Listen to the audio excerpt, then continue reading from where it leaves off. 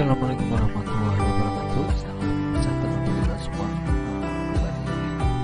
Kembali lagi dalam perkuliahan online untuk Universitas Tekno.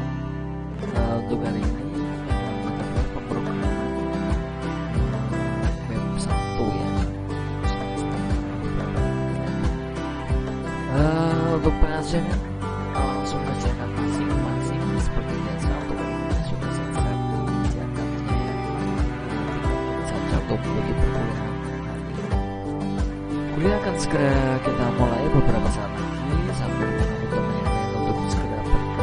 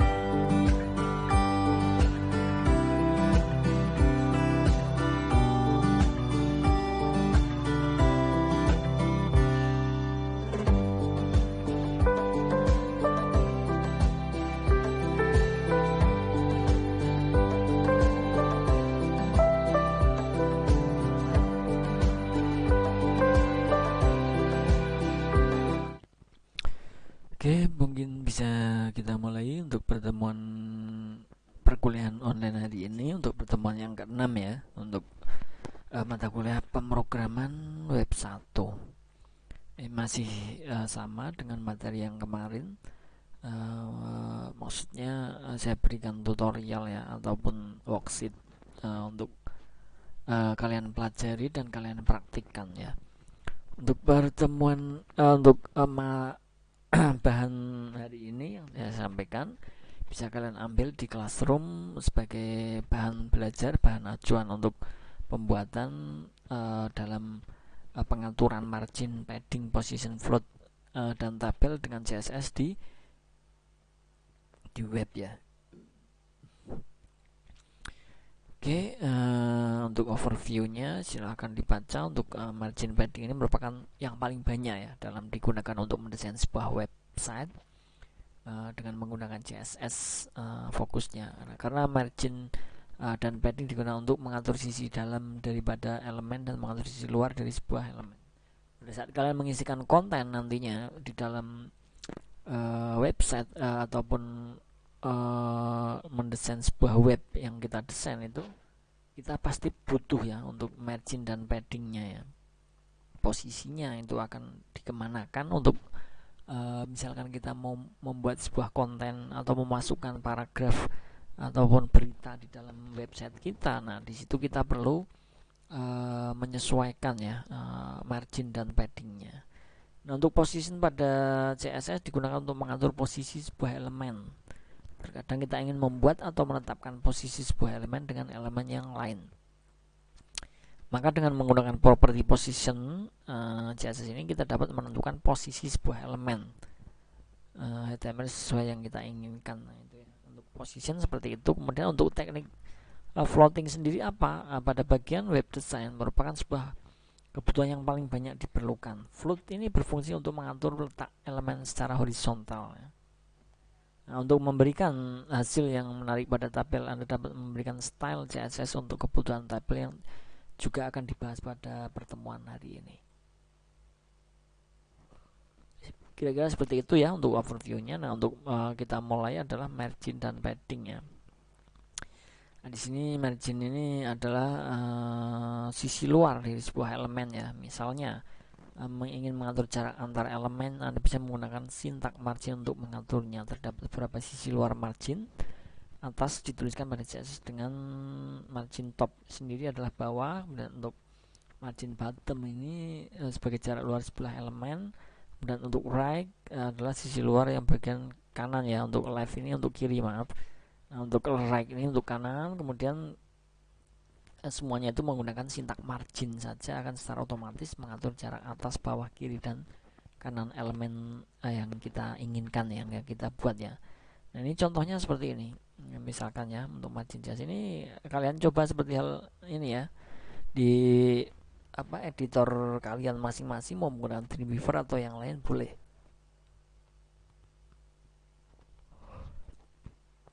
Nah, seperti ini margin CSS. Kemudian ada di dalam body ini kita buat div ya, kelas boxnya ini adalah box. Kemudian div kelas yang kedua adalah box 2, ini adalah box 2.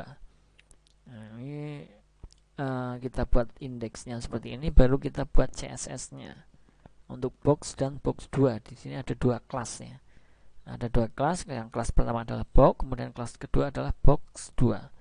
Jadi kita atur, bedakan ya. Misalkan height-nya yang di box itu 200, yang box 2 kita buat 100. Jadi kita nanti tahu marginnya itu 20 dan 70 pixel.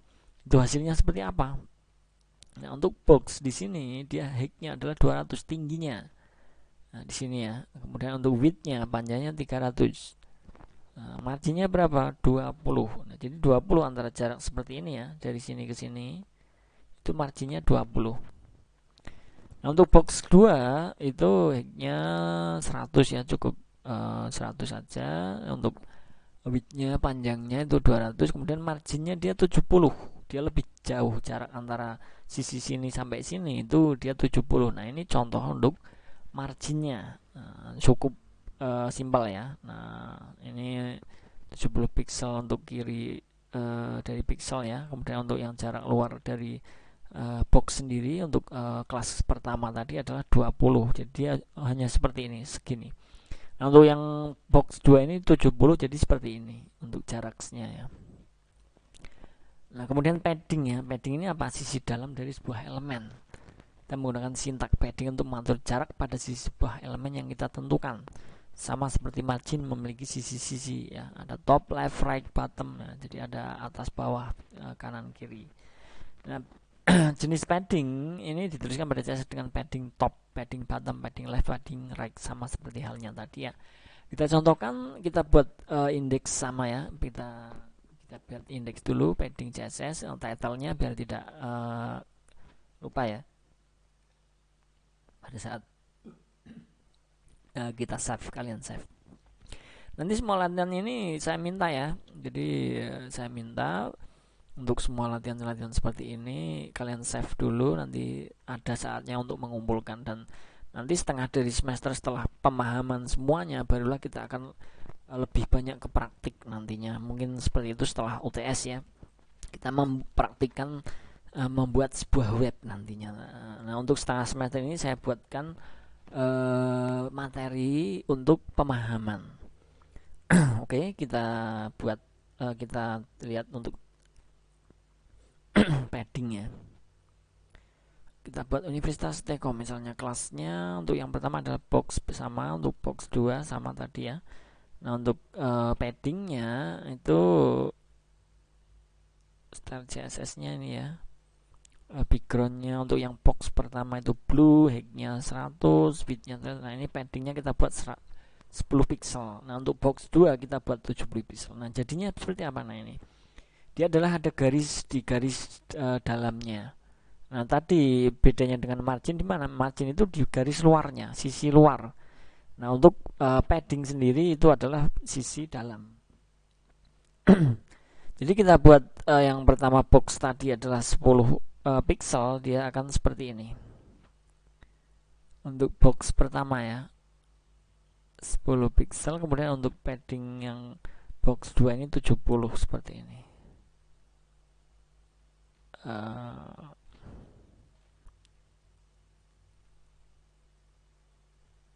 Sisi dalam ya, jadi bedanya dengan margin itu adalah sisi dalam, untuk ini sisi luarnya seperti itu. Oke, cukup bisa dipahami. Kemudian untuk position, ini digunakan untuk mengatur posisi sebuah elemen HTML ya. Ini kita merupakan posisi elemen dengan elemen yang lain, maka dengan menggunakan property position ini dapat menentukan posisi sebuah elemen HTML sesuai dengan yang kita inginkan. Ada static, relative, fixed, kemudian absolute ya. Static sendiri bagaimana? Ini untuk mengatur elemen menjadi statis, selalu default ya. Jadi dia tidak berubah, mengikuti posisi normal secara defaultnya. Contohnya seperti apa? Bagaimana? Kita lihat di sini mengenal position CSS, style sheet, div-nya kotak, tutorial mengenal position di Stacom. Kemudian style CSS-nya adalah blue, positionnya static. Kita buat statis ya. Jadi dia seperti ini untuk tutorial mengenal position CSS di Universitas Telkom. Ini tutorial, ini ada tulisannya kurang jelas ya. Jadi statis, dia hanya dia tidak bergerak, seperti itu intinya. Untuk relatif bagaimana? Relatif terletak pada posisi normal. Bedanya kita style CSS-nya kita buat relatif ya. Dari sisi left-nya itu 40 pixel, padding-nya kita buat 10 pixel misalkan. Jadinya seperti apa? Nah, seperti ini. Dia akan positionnya itu relatif ya. Jadi ada untuk paddingnya ada 10 pixel di sini. Untuk left, untuk positionnya dia ada di 40 pixel ya, di segini ya.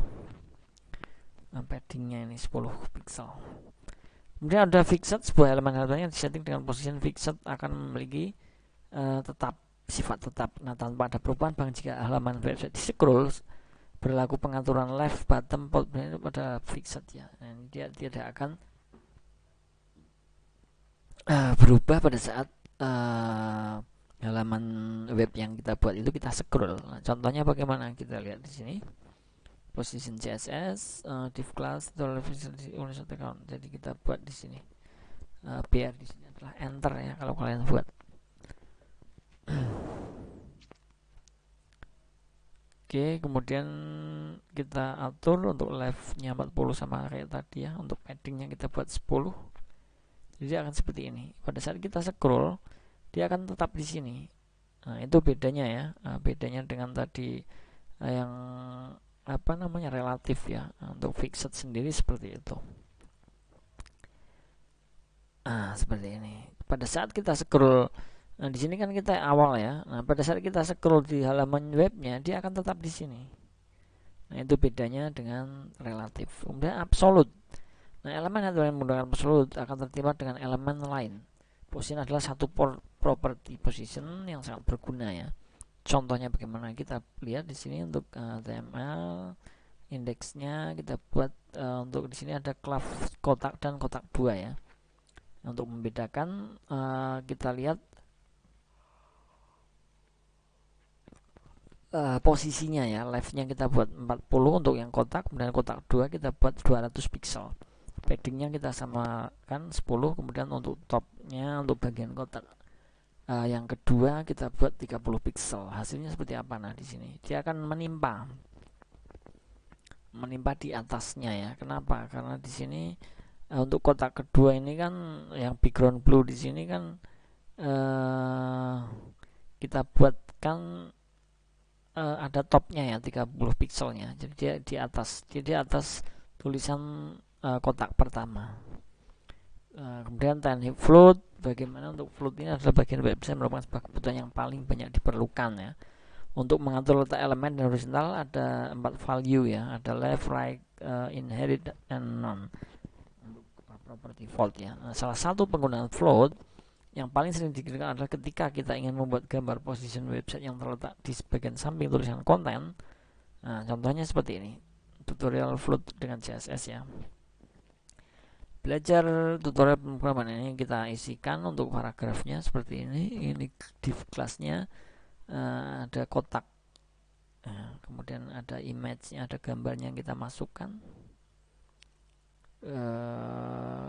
Buat seperti ini. Nah, di sini ya letak filenya ada di gambar satu folder ini untuk pemanggilannya nanti ya. Kemudian style CSS-nya kita buat gambarnya, kita floatkan ya, mengambang ya. Kita floatkan di mana? Di kiri misalkan. Marginnya kita kasih 10 pixel. Kemudian untuk paragrafnya atau konten di sini belajar tutorial sampai float CSS di sini kita buatkan justify ya, menyesuaikan. Nah, jadi dia akan ada gambarnya seperti ini. Untuk float gambar ya, sebenarnya ini bisa untuk sama tulisan juga ya. Jadi nanti jadinya seperti ini, kalian coba ya. Ini untuk pengisian konten, untuk layout nanti bagus seperti ini. Jangan kita gambar kemudian tulisannya di bawah. Nah, itu yang akan kurang mempercantik ya dalam tampilan webnya. Oke, untuk desain tabel dengan CSS ini seperti ini ya. Ini sama halnya kita membuat langsung dengan tabel sebenarnya ya. Untuk desain tabelnya seperti ini misalkan kalian buat nanti ya. Nah, ini jadinya seperti ini. Ini secara codingnya ya. Kalau kalian untuk pembuatan tabel seperti ini, saya rasa lebih mudah menggunakan cara manualnya ya. Kita tinggal insertkan saja tabel ya yang sesuai kebutuhan kita. Jadi mungkin lebih cepat ya dibanding dengan seperti ini ya, untuk lama untuk penulisan codingnya. Tapi tidak apa-apa, kalian coba semua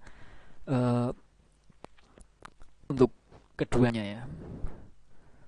Oke, kemudian tabel-tabel ini di bawahnya adalah untuk line di bawah ini tidak berubah sama sekali. Ini kita buat seperti ini, kita buatkan bordernya, kemudian solid paddingnya kita ganti, jadinya seperti apa. Nah, dia akan seperti ini. Ini untuk mengubah saja ya. Kalian sesuaikan, ini tidak terlalu sulit, saya rasa bisa dipahami ya. Oke, seperti itu yang kita bahas ya. Ini untuk tabel 1, tabel untuk pengaturan saja ya, ini ya pengaturannya nanti ini seperti ini jadinya. Dia akan lebih bagus dengan saat kita atur dengan CSS ya, tidak seperti yang awal kita membuatnya seperti ini. Setelah kita percantik ya dengan style CSS, kita atur sesuai dengan seni kalian misalkan, nah nanti akan jadi seperti ini. Seperti ini ya. Oke, seperti itu saja yang bisa saya sampaikan untuk hari ini ya. Saya rasa cukup bisa dipahami dan bisa kalian buat ya, bisa kalian praktekkan semua dari tutorial yang sudah saya bacakan dan sudah saya berikan di Classroom. Dibuat apakah benar untuk cara membuat paddingnya, untuk margin, position, floatnya, dan tabelnya itu seperti itu. Untuk lebih tahu seperti hal yang sudah saya sampaikan harus kalian praktikkan ya. Untuk codingnya sudah saya berikan, tinggal kalian menulis ulang saja, nanti akan jadi seperti yang sudah ditampilkan seperti itu ya. Cukup mudah. Untuk setengah semester ini tentunya berisi hal-hal seperti itu ya. Nanti untuk ke depan akan kita buat sebuah project untuk web, untuk output daripada perkuliahan pemrograman web 1 ya. Jadi setelah pemahaman semuanya, nanti akan kita aplikasikan ya, implementasikan sebuah web misalkan. Jadi apa yang sudah saya jelaskan semuanya dari fitur-fitur di webnya itu kalian aplikasikan nanti. Jadi sebuah halaman web misalkan, untuk pertemuan ini saya mendapatkan mengenai pengaturan margin, padding, position, floatnya, itu nanti akan saya aplikasikan di tugas projectnya seperti itu ya. Jadi semua yang sudah saya sampaikan nanti bisa kalian implementasikan seperti itu untuk pemrograman web satu ini ya. Untuk masih statis ya, kita menggunakan HTML full. Oke, terima kasih untuk teman-teman semua yang sudah hadir dalam perkuliahan hari ini. Semoga apa yang saya sampaikan bisa dimengerti, bisa dipahami, bisa dipraktekkan, bisa dibuat dan nanti akan kita implementasikan ke dalam project web untuk output dari perkuliahan kita ya di akhir semester. Terima kasih. Saya akhiri. Wassalamualaikum warahmatullahi wabarakatuh. Salam sejahtera untuk kita semua. Selamat mencoba, selamat beraktivitas. Terima kasih.